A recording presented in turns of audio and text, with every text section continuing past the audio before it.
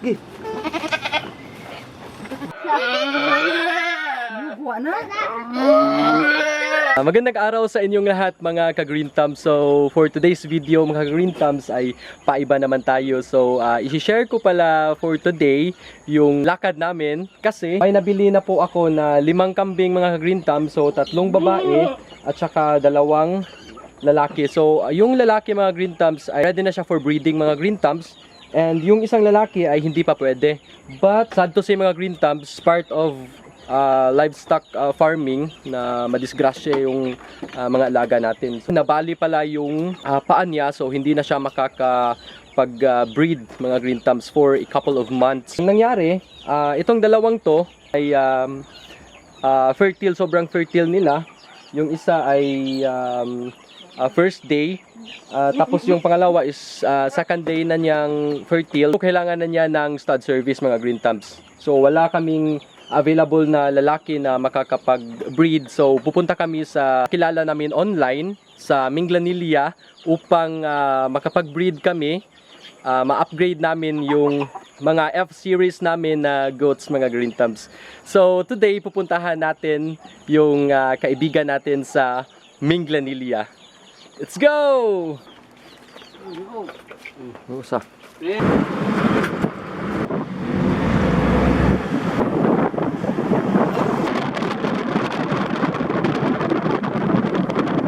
Nandito na kami ngayon mga Green Thumbs sa St. Joseph's Village at hinihintay na lang namin yung may-ari ng pang stud service po ng red bower at saka dappled bower po.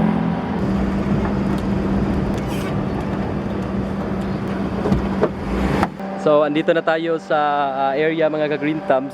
Bababa na lang natin yung mga goats natin.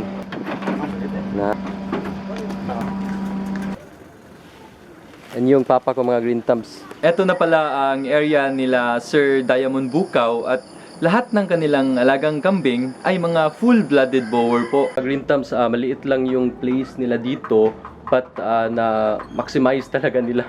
Pag meron kayong mga small spaces sa inyong mga tahanan, pwede nyo talaga i-convert into a backyard farming. Ito din pala si Jaguar, ang kanilang full-blooded dappled bower. Before kumasta ang kambing, meron din pala silang ligawan mga ka-Green Thumbs. So yun po ang unang kasta. At yun naman po ang pangalawa at huli mga ka-Green Thumbs. Thank you so much Jaguar. Yan naman si King, ang red bower para kumasta sa upgraded goat namin na si Beauty.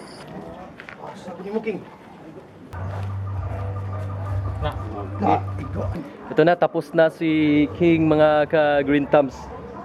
Thank you so much King. Dara, tubang kamera. Tubang kamera King. Tana, dara.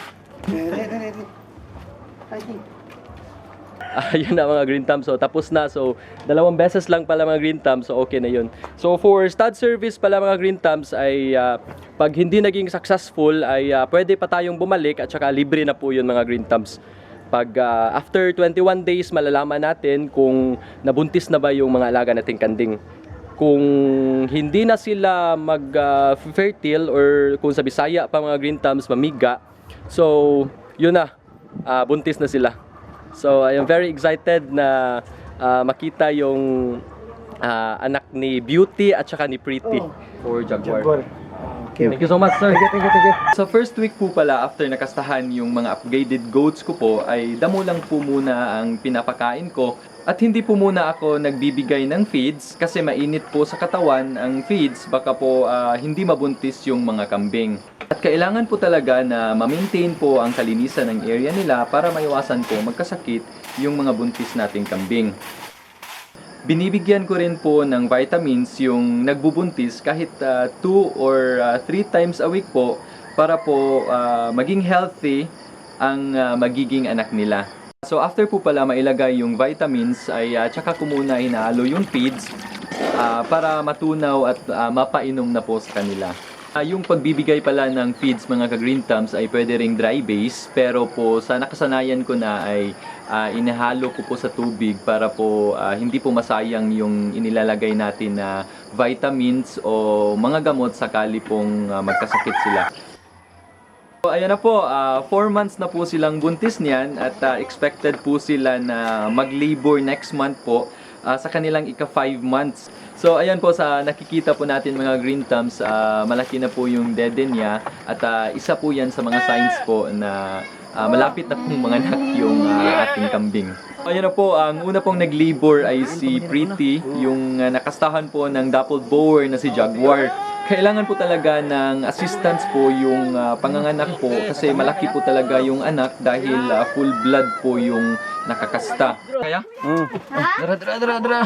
Oh, need din po ng assistance po sa pagpapadede po para makuha po talaga niya yung colostrum na milk po ng kanyang nanay upang hindi po siya magkasakit at ma-boost po yung kanyang immune system. So after 6 days ay sumunod din ng anak yung si Beauty at siya po yung nakastahan ng red bower na si King. Medyo madali lang po yung kanyang delivery kasi po second time na niyang manganak. So ayun, lalaki po yung anak at medyo surprising po kasi puti po yung result ng anak nila. Yan na po yung anak ng dappled bower po na si Jaguar. 1 day old pa lang ay sobrang sigla at likot na po. Yan na mga ka-green thumbs. So after 1 month po ay yan na po yung mga kambing ko. From 5 po na nabili ko ay naging 9 na po sila sa loob lang ng 6 na buwan na pag-aalaga mga ka-green thumbs. So mga green thumbs, ito pala yung upgraded na goat ko mga green thumbs. 1 month pa lang ito mga green thumbs yan. Yan mga green thumbs. Tsaka kumakain na din. Ito din po, 1 month. Yan. 1 month din to mga green thumbs. So yung ama is full-blooded din po mga green thumbs yan. So yan na po ang result po ng investment natin sa kambing. Sobrang nakakawala lang talaga ng pagod pag nakikita natin na dumadami na sila at ang sigla pa. So yan po, every afternoon ko po sila pinalalabas pag matirik na po yung araw para hindi sila makakain po ng parasites. So yan lang po mga ka-green thumbs sa ngayon at see you po sa next video po natin. Maraming salamat po!